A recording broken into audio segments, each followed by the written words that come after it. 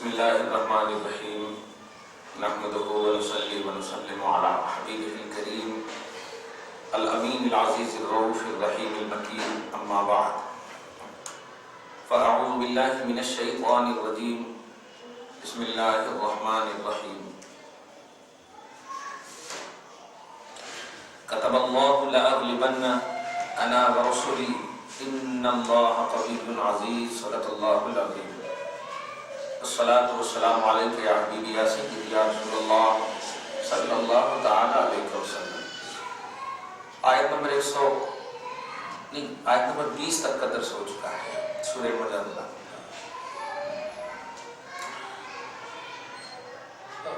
20 میں خصوصیت کے ساتھ ایک بات یہ تھی کہ جو لوگ اللہ اور اس کے رسول سے دشمنی مول لیں گے اللہ پاک انہیں ذلیل لوگوں کے ساتھ اس کا حشر کرے گا، خاص بات۔ اور اللہ رسول سے دشمنی کا تصور کیا ہے؟ وہ یہ ہے کہ بارگاہ رسالت میں بیٹھنے کے بعد وہاں کی بات صحیح سے پیش کرنا، وہاں کی بات دوسروں تک صحیح سے پیش کرنا۔ تشریف لائیے۔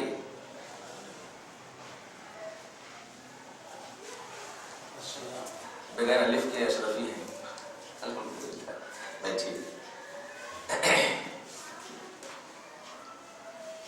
ان الذین یحادون اللہ ورسولہ، بے شک جو لوگ اللہ اور اس کے رسول کی، جہاں کہیں بھی اس قسم کی بات ہے کہ اللہ رسول کی دشمنی مول لیتے ہیں، اس سے مراد یہ ہوتی ہے کہ جو لوگ بارگاہ رسالت کا ادب و احترام یا رسول پاک صلی اللہ علیہ وسلم کے میسج کو نہیں مانتے، کیونکہ خلق کا تعلق نبی کے ہوتے ہوئے امتی جیسا ہوتا ہے، اور امتی کا جو پہلو ہے کہ اس کا کنیکشن نبی سے ہوتا ہے، نبی کی ہر بات خدا کی بات ہوتی ہے۔ تو اب اللہ کے رسول کو چاہے کوئی بھی پیغمبر ہو، جھٹلانا اللہ کو جھٹلانا ہے۔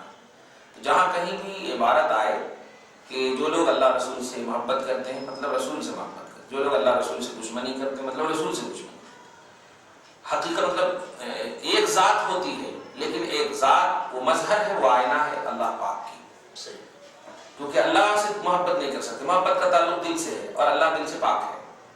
محبت سے مراد دل کو جھکاؤ مصطفیٰ کی بارگاہ میں، یہ حقیقت میں اللہ سے محبت ہے۔ تو آیت نمبر 20 کا یہ درس، کتب اللہ لأغلبن انا ورسلی، پتہ نہیں اللہ نے بھیجا کہ بڑی اچھی آیت ہے، اللہ پاک نے یہ لکھ دیا ہے۔ اب غوث پاک کی تفسیر دیکھیے، العلیم الحکیم، یعنی اللہ علم والے اور حکمت والے نے لکھ دیا، اثبت اور ثابت کر دیا ہے، فی لوح قضائہ، اپنے قضا کی تختی میں، کیا بقولہ، یہ قول، کیا لأغلبن، غوث کہتے ہیں البتہ انا وعموم رسولی، میں اور میرے سارے پیغمبر، میں اور میرے سارے پیغمبر ہمیشہ غالب رہیں گے، لأغلبن، ہمیشہ غلبہ پائیں گے۔ واہ، اسے مولانا مولانا مودودی کی اس تصور کا رد کیجئے۔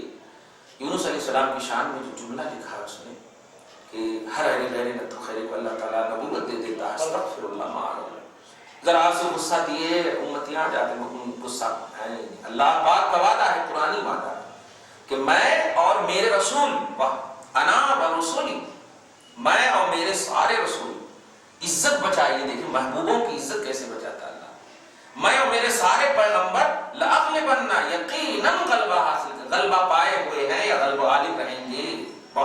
کیسے رہیں گے؟ غوث کہتے ہیں من عندی، یعنی میرے سارے رسول میری طرف سے، میں تو رہوں گا، بالحجت القاطعہ، قطعی دلیلوں کے ذریعے، والبراہین الساطعہ، اور ٹھوس برہان اور واضح برہان کے ذریعے، علی عموم المظاہر والمخلوقات۔ اچھا، اس کے لیے میں آمنا سامنا نہیں، مخلوق کو دیکھ خود بخود میں غالب رہوں گا، مخلوق کو دیکھے گا تو سمجھ میں آ جائے گا کہ واقعی اللہ غالب ہی کی پہلو ہے، اللہ غالب۔ واہ، وَكَيْفَ لَا يَغْلِبُ سُبْحَانَ اللَّهِ مَظَاہِرِ، کیسے اللہ پاک غالب نہیں رہے گا؟ فرماتے ان اللہ قوی عزیز، کہ بے شک اللہ اپنی ذات میں باقوت ہے، اور لا حول ولا قوت الا باللہ، کوئی طاقت اور کوئی قوت اللہ کو چھوڑ کر وجود میں آ ہی نہیں سکتی۔ لا حول ولا قوت الا باللہ کا ترجمہ بھی یہی ہوتا ہے۔ دیکھیے عزیز غالب ہے، مقتدر غالب یغلب مطلقا فی عموم مراداتہ و مقدوراتہ، یعنی اللہ پاک مکمل طور پر غالب ہے، عمومی طور پر غالب ہے تمام مرادات اور تمام مقدورین، تمام مخلوقات پر، کوئی اسے زیر نہیں کر سکتا۔ اس سے سب سے جو پلس پوائنٹ اس آیت کریمہ میں یہ ہے کہ نبی اللہ پاک کی طرف سے ہمیشہ عزت والے ہوتے ہیں، ہمیشہ اوپر ہوتے ہیں مخلوق سے۔ مخلوق اور نبی کا مطلب ایکولی پہلو لا ہی نہیں سکتے اپنے دماغ میں، ہمیشہ نبی کو اوپر سمجھنا چاہے کوئی بھی ہو۔ اب آپ جب یہ عموم رسول کے بارے میں، عام رسول کے بارے میں جب ایسا عقیدہ ہے تو یہ تو رسولوں کے رسول ہیں جو ہمیں ملے، یہ تو رسولوں کے اوپر ہے، تو اس کا واضح مطلب یہ ہوا کہ اللہ اور خاص طور سے محبوب کبریا کسی بھی زاویے سے مغلوب نہیں۔ لہذا جو لوگ یہ کہتے ہیں کہ کفار مکہ نے ستایا تو مکہ چھوڑ کر مدینہ چلے گئے، یعنی مجبوری کا جو پہلو دیتے ہیں، دیکھیے نہیں رسول پاک کو ستایا گیا، مجبور کیا گیا، تو نہیں، کبھی بھی نہیں۔ مجبور اور جبر کا پہلو مغلوبیت کو بتاتا ہے، اور اللہ کا وعدہ کہ ہم اپنے رسولوں کو مغلوب نہیں غالب کریں گے، یہ بہت اہم بات ہے۔ تو توحید کا پہلو یہ ہوا کہ اللہ اور اس کے سارے پیغمبر غالب، خصوصاً سید الانبیاء تو بہرحال غالب۔ اب جو آیت آ رہی ہے وہ آیت بڑی امپورٹنٹ آیت ہے، دھیان دیجیے۔ لا تجد قوما یؤمنون، اچھا اس کو عربی میں بولتے ہیں تخصیص بعد التعمیم، یعنی پہلے عام بولنا پھر خاص کرنا، کیونکہ جب عام کی عظمت سمجھ میں آ جائے تو خاص بہت جلدی سمجھ میں آتی ہے اس کی عظمت، کیونکہ سارے نبیوں کے بارے میں یہ سمجھا آپ نے کہ وہ غالب نہیں، وہ مجبور نہیں، وہ مغلوب نہیں، وہ عاجز نہیں، وہ مقہور نہیں۔ تو اب آپ جب سب نبی کے بارے میں ایسا سوچیں گے آپ تو 1,24,000 کم و بیش جتنے بھی ہیں سب، جن کو نہیں بھی جانتے ہیں اس کے بارے میں بھی آپ کو عقیدہ رکھنا ہوگا۔ رسول کو تو آپ ماشاءاللہ بڑے اچھے سے جانتے ہیں، ہر طرح سے جانتے ہیں 63 سال کی زندگی کو دیکھ کر، تو ان کے بارے میں کیسا عقیدہ رکھنا؟ تو اب اللہ پاک جو ہے خصوصیت کے ساتھ نبی کو خطاب کر رہا، کیا؟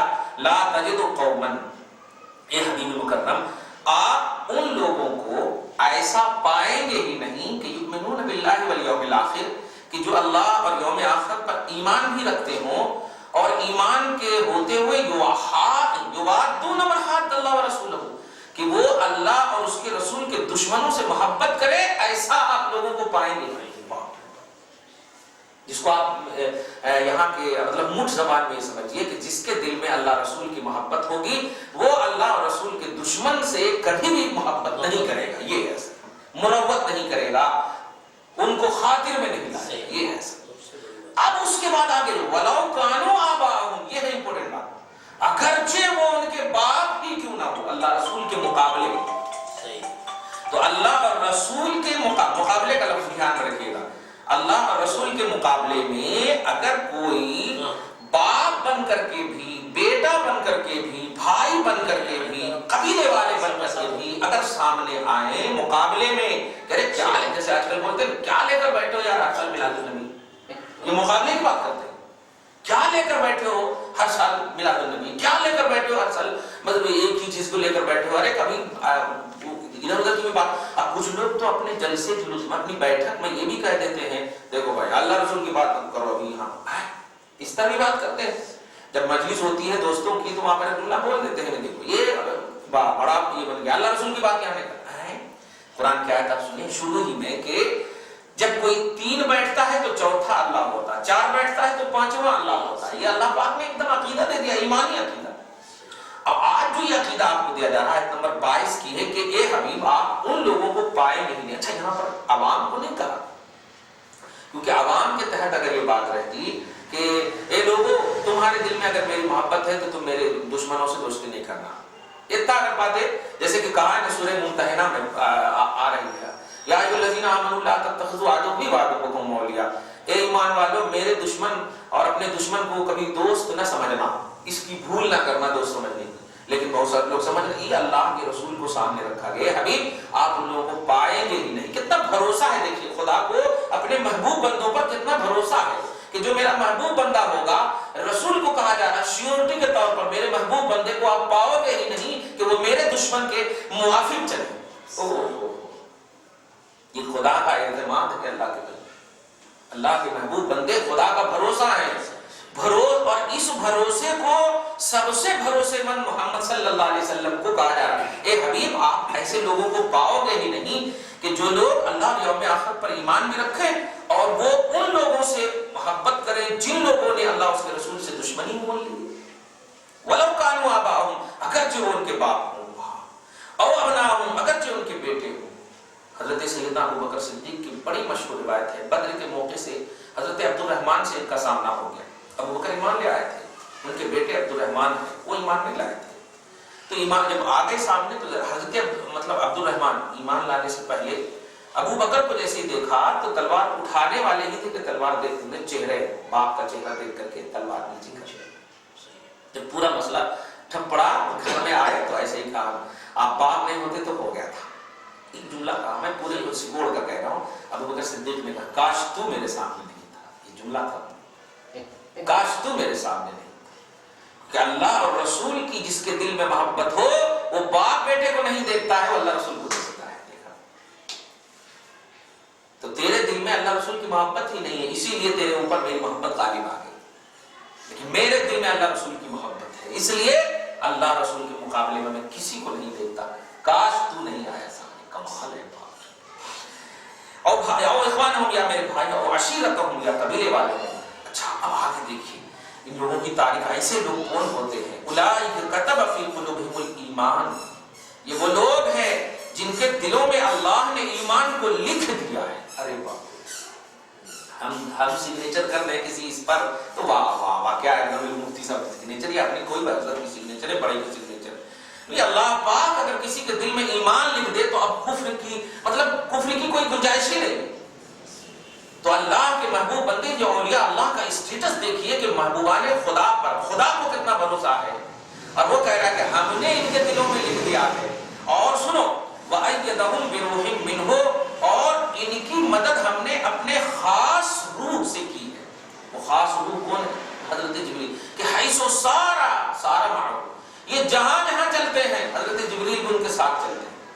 اب جبریل علیہ السلام کا کام وحی لانا لے جانا نہیں ہے، لیکن اللہ کے محبوب بندوں کی تائید میں رہنا یہ جبریل کا کام ہے۔ ارے واہ، اور وَيُدْخِلُهُمْ جَنَّاتٍ تَجْرِي مِن تَحْتِهَا الْأَنْهَارُ، اور انہیں ایسے باغات میں داخل کرتا ہے مولا کہ جن کے نیچے نہریں رواں ہوں گی، خالدین فیہا، ہمیشہ اس میں رہیں گے، رضی اللہ عنہم ورضوا عنہ، اللہ ان سے راضی اور یہ اللہ کے انعام سے راضی۔ اولئک حزب اللہ، جیسے پیچھے دیکھا کہ جو رسول سے دشمنی مول لیتے ہیں وہ شیطانی گروہ ہیں، اب یہاں پر دیکھیے جو اللہ کے محبوب بندے ہیں یعنی جو رسول سے محبت کرتے ہیں وہ کون ہے؟ اولئک حزب اللہ، وہ اللہ کے گروہ ہیں، وہ رحمانی گروہ ہیں، وہاں شیطانی گروہ تھے، حزب الشیطان جس کو کہا، یہ حزب اللہ، یہ سب لفظ لے کر کے لوگ تنظیم بنایا، حزب اللہ، اللہ کی جماعت، اللہ کے حزب المجاہدین، اور جا کر کے وہاں بم بلاسٹ کر رہے ہیں، کیا ہے یہ؟ حزب اللہ نہیں ہو سکتی، حزب الشیطان ہے۔ ہاں ایک مطلب بے جان چیز کو بھی،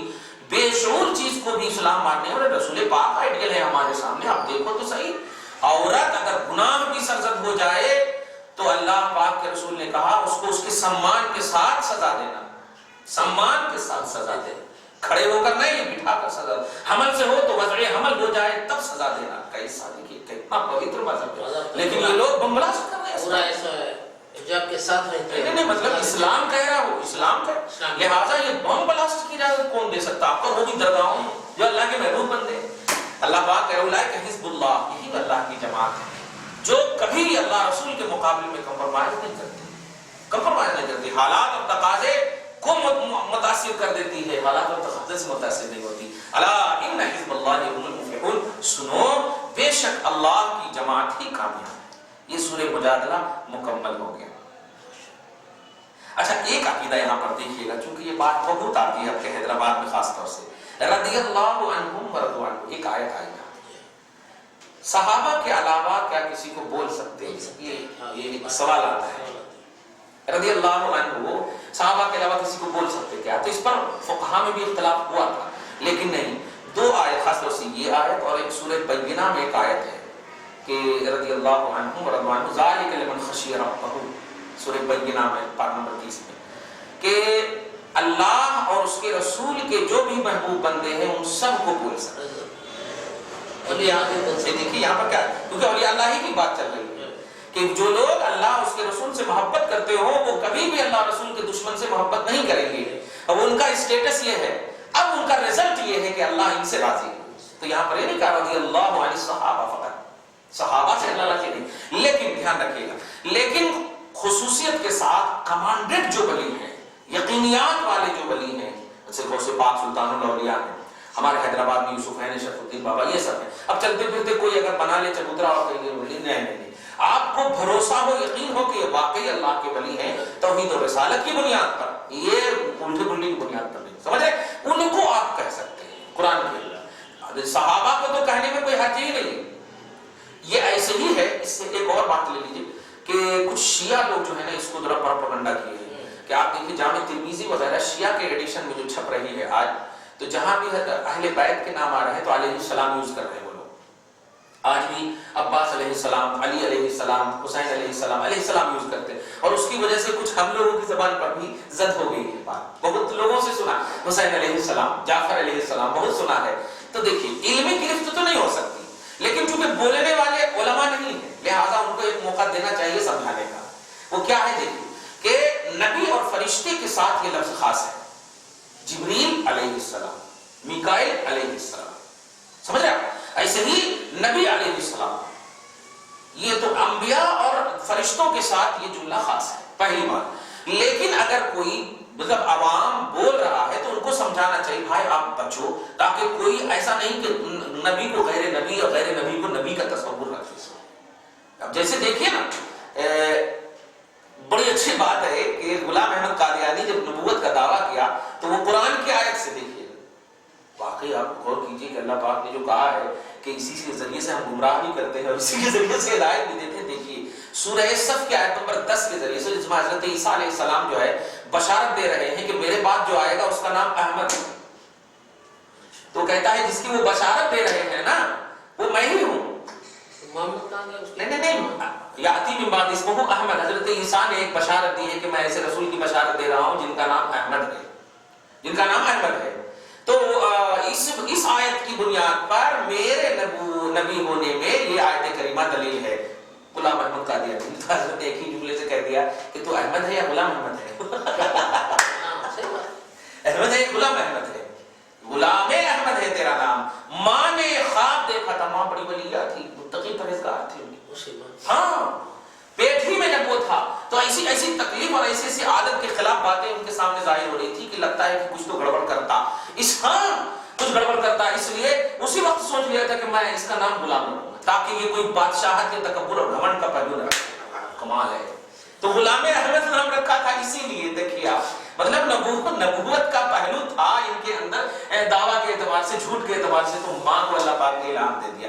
کہنا یہ ہے کہ وہ غلام احمد اس کا نام ہے, غلام احمد نام ہے, احمد نام نہیں. تو قرآن کی آیت ہی سے دیکھیے رسول. اچھا یہ بات حضرت انوار اللہ فاروقی صاحب بانی جامعہ نظامیہ پیش فرما رہے کہ ان کے سامنے یہ جب بات آئی کہ ختم نبوت جو ہے غلام احمد قادیانیوں کا بڑا شہرہ تھا آپ کے دکن میں. جب وہ اس وقت تھے تو آج بھی یادگیر وغیرہ میں نہیں, کرناٹک کا جو اسٹیٹ ہے وہ اس میں جائے تو بہت پھیلے ہوئے. حضرت انوار اللہ فاروقی نے کتاب بھی لکھا ہے افادۃ الافہام, بڑی اہم کتاب عربی میں لکھا انہوں نے, اور اسی کے رد میں سمجھ والوں کے لیے فائدہ, یہ ہے سمجھ والوں کے لیے فائدہ, نہ سمجھو کے لیے نہیں. تو انہوں نے ایک جملہ یہ کہا تھا کہ تم احمد نہیں غلام احمد ہو, غلام احمد ہو تم. اور جو غلام ہوتا ہے وہ نبی ہو ہی نہیں سکتا, کیونکہ نبی اسے کہتے ہیں جو آقا ہو قوم کا. نبی کو اللہ پاک قوم میں چنتا ہے جو ہر زاویے سے اچھا ہو, اعلیٰ ہو, ہر زاویے سے. غلام نہیں ہو سکتا. غلامی کا پہلو جو ہے نبوت اور رسالت انسینٹی ہے, یہ کیونکہ انتخاب ہے اللہ کا.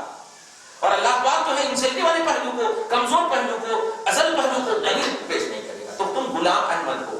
تو مطلب بہت سارے اور دلائل دیے. اس میں ایک پہلو جو نقطے کی کہا کہ اسی سے اللہ گمراہ کرتا اور اسی سے اللہ ہدایت دیتا, تو بتایا امت کو انہوں نے کہ سنو قرآن اور حدیث کبھی بھی بغیر سچے استاذ کے نہیں پڑھنا. یہ میسج دیا انہوں نے, ورنہ قرآن ہی سے اللہ پاک نے کہہ دیا ہدایت بھی, قرآن ہی سے گمراہ. دیکھو غلام احمد قادیانی قرآن ہی کی آیت کے ذریعے سے اپنی نبوت کو ثابت کرا. بتائیے تو یہ بدری کتنی بڑی گمراہی ہے. جو رسول پاک پر اترا ہے وہ غلام احمد قادیانی کہہ رہا کہ میرے لیے اترا ہے. تو قرآن ہی کے ذریعے لوگ ہدایت بھی پا رہے ہیں اور قرآن ہی کے ذریعے لوگ گمراہ بھی ہو رہے ہیں. ایک بات. دوسری بات رضی اللہ عنہم ورضوا عنہ، یہ صحابہ کو علیہ السلام بول رہا تھا میں. تو جامع ترمذی وغیرہ جو نئے ایڈیشن چھپ رہے ہیں خاص طور سے بیروت لبنان اور ایران وغیرہ میں، تو شیعہ حضرات کے ایڈیشن بہت ہیں، وہ لوگ بہت زیادہ ایڈیٹنگ اس طرح کر رہے ہیں. جامع ترمذی میں بھی نئے ایڈیشن میں نے دیکھا جا بجا حسین علیہ السلام، جہاں کہیں بھی دیکھیا تو حسین علیہ السلام. تو بولنے میں کوئی حرج نہیں ہے، لیکن جس طرح ایک چھوٹے سے لفظ کی بنیاد پر اتنا بڑا مطلب فرقہ بن گیا، احمد قرآن کی آیت کی بنیاد پر اتنا بڑا فرقہ بن گیا، اگر آپ بولیں گے علیہ حسین علیہ السلام تو کہیں لوگ سمجھ لیں کہ کہیں یہ تو نبی بھی تو نہیں ہے. تو اس لیے بچنا چاہیے. اس کو عربی میں بولتے ہیں لفظی طور پر کوئی حرج نہیں ہے، کیونکہ علیہ السلام کا معنی ہوتا ہے اللہ ان پر سلام نازل کرے. بس یہ آپ نے جیسے السلام علیکم، وعلیکم السلام، یہ پرزینٹ کا پہلو ہے، وہ پاسٹ کا پہلو ہے. بس السلام علیکم آپ پر سلام، علیہ السلام ان پر سلام، تو آپ اور ان کا مسئلہ ہے. بس تو لفظی طور پر جو ہے کوئی حرج نہیں، لیکن ایک خاص الفاظ ہوتے ہیں جو نبی کے لیے، جیسے نبی کا خود معنی ہوتا ہے غیب کی خبر بتانے والے، تو اگر آپ غیب کی خبر بتا دیں تو کیا وہ آپ کو نبی کہتے ہیں؟ نہیں، ایک خاص ہوتا ہے. رسول کا معنی ہوتا ہے پیغام لے جانے والے، تو ہمارا پیغام آپ لے جائیں تو رسول تو نہیں ہو جائیں. تو لفظی معنی جو ہے، جو اللہ کی بارگاہ سے عزت پائے ہوئے حضرات ہوں یا جن کے لیے وہ خاص ہو، وہ کبھی بھی وہاں لفظ کو یا اپنی لاجک کو نہیں استعمال کرنا چاہیے. یہ لوگ وہی کہتے ہیں کہ نہیں کہہ سکتے ہیں، یہ نبی کے نواسے ہیں، اب ان کو علیہ السلام کہہ دیے تو تم کو اعتراض ہے، تم محبت نہیں کرتے. یہ بیکار کی بات ہے، یہ محبت نہیں ہے. اب 4 رکعت کو 6 کر دیے تو محبت نہیں ہے، کیونکہ یہ حدود الہی سے آپ پڑھ رہے ہیں، حدود شرع سے پڑھ رہے ہیں. تو آج یہ خاص طور سے دھیان رکھیں، کیا صحابہ کے علاوہ، میں عنوان بھی یہ دوں گا رضی اللہ عنہم، صحابہ کے علاوہ کسی کو کہہ سکتے، تو لفظی طور پر کہنے میں کوئی حرج نہیں ہے. ایسے ہی جیسے علیہ السلام وغیرہ غیر نبی کو کہنے میں کوئی حرج نہیں، لیکن بچنا چاہیے کیونکہ صحابہ کی طرح کسی بھی ولی کا اسٹیٹس نہیں. تو اب اگر صحابہ کے لیے بھی ایک جنرل لفظ یوز کریں گے دعائیہ، تو پھر ان کا اسٹیٹس سمجھ ہی نہیں. تو وہ ولیوں کی اصل ہے، وہ جڑ ہے، لہذا رضی اللہ عنہم آپ صحابہ کرام کے لیے خاص بالکل ایک دم استعمال کیجئے، اور باقی کے لیے رحمت اللہ علیہ یا رحمہ اللہ. پھر بھی اگر کہہ دیا کسی نے، غوث پاک اس میں خود کہتا ہوں رضی اللہ عنہ، تو عالم اگر کہیں گے تو وہ سمجھ کر کے کہہ رہے ہیں. عوام کو بچنا چاہیے تاکہ عوام کے اندر جو ہے سب کا جو مقام ہے وہ بیٹھا رہے کہ صحابہ سے کوئی بھی ایک دیہاتی صحابہ سے بھی بڑھ کر کے غوث اعظم نہیں ہو سکتے. غوث اعظم اپنی جگہ پر سلطان الاولیاء ہے، لیکن صحابہ اور تابعین کے بعد ہے، صحابہ اور تابعین سے وہ اعلیٰ نہیں. تو جب صحابہ تابعین سے اعلیٰ نہیں تو ان کو رسپیکٹ دینے والے الفاظ خاص ہونا چاہیے. تو اگر وہی لفظ جو ان کے نیچے والے ہیں اگر یوز کریں گے تو پھر خلط ملط ہو جائے گا. اس سے بچنا چاہیے. دعا پروردگار عالم آپ ہم سب کو صحیح سوچ کے ساتھ زندگی نصیب فرمائے، خصوصیت کے ساتھ آنے والے سلطان الاولیاء کے مہینے میں جو فیوز و برکات مولا نے رکھے ہیں ہم سب کو عطا فرمائے، پریشانیوں کو دور فرمائے، ہم سب کے اصلوں کو بخش دے، ہم سب کی نسلوں کو آباد رکھے، توحید و سنت پر گامزن رکھے. وصلی اللہ تعالی علی خیر خلق محمد وآلہ وصحبہ اجمعین برحمتک یا ارحم